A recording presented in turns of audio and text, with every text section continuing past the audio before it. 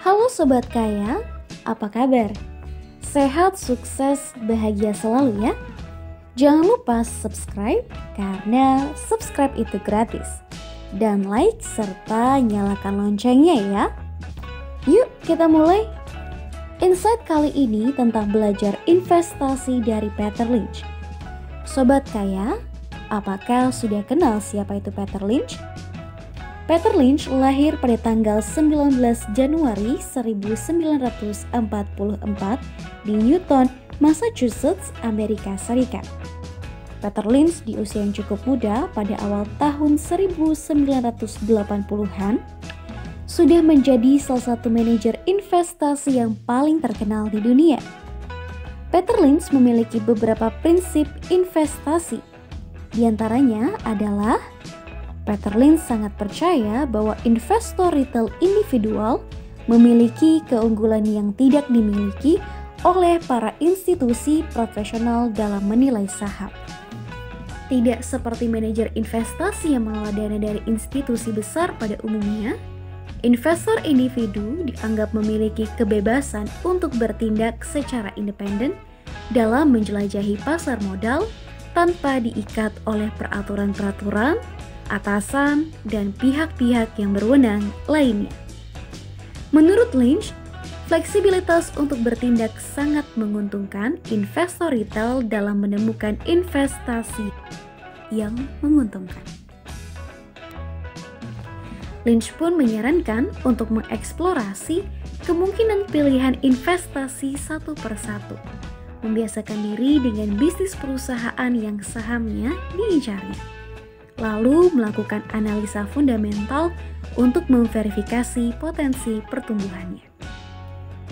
Prinsip investasi Lynch yang paling utama adalah berinvestasilah pada yang engkau ketahui, di mana saat ini masih dianggap relevan bagi seluruh investor saham.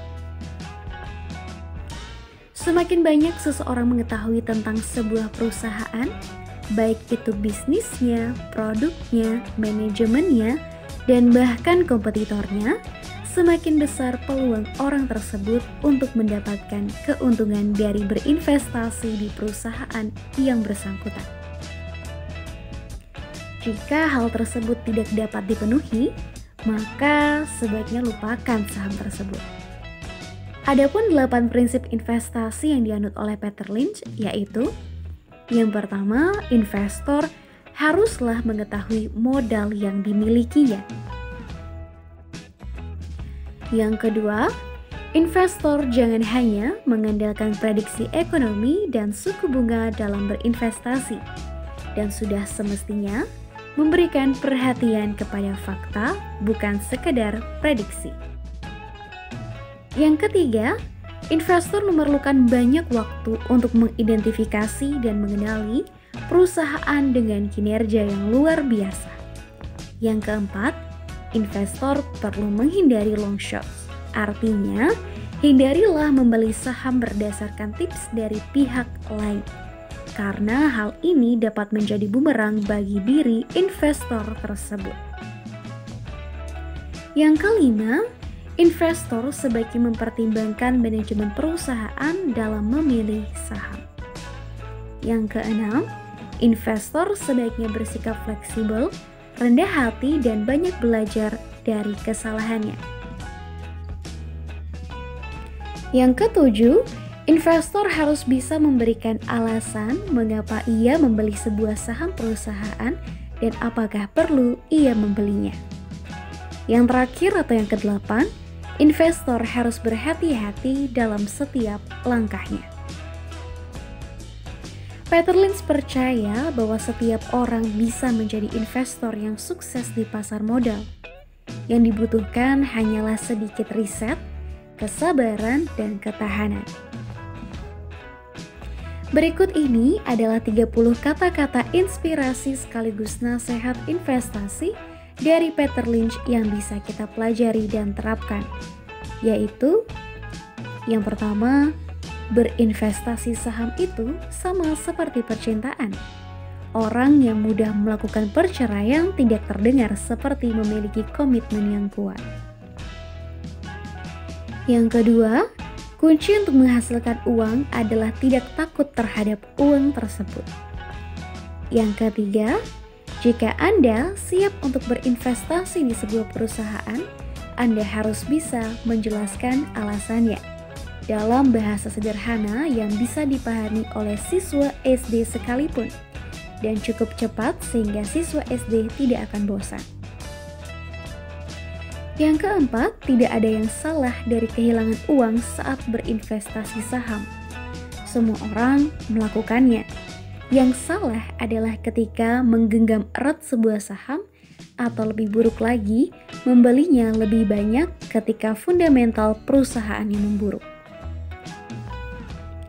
Yang kelima, keunggulan yang Anda miliki sebagai investor bukanlah sesuatu yang Anda dapatkan dari para pakar saham sekalipun. Itu adalah hal yang sudah Anda miliki sejak awal. Anda bisa mengungguli para ahli jika Anda memanfaatkan keunggulan Anda dengan berinvestasi di perusahaan atau industri yang sudah Anda pahami. Yang keenam, di balik setiap lembar saham ada sebuah perusahaan. Cari tahulah apa yang dilakukan perusahaan tersebut. Yang ketujuh, mempunyai lembar saham sama seperti memiliki anak. Jangan sesekali memiliki lebih dari yang dapat Anda tangani. Yang kedelapan, jika Anda tidak dapat menemukan perusahaan yang menurut Anda menarik, letakkan uang Anda di bank sampai Anda menemukannya.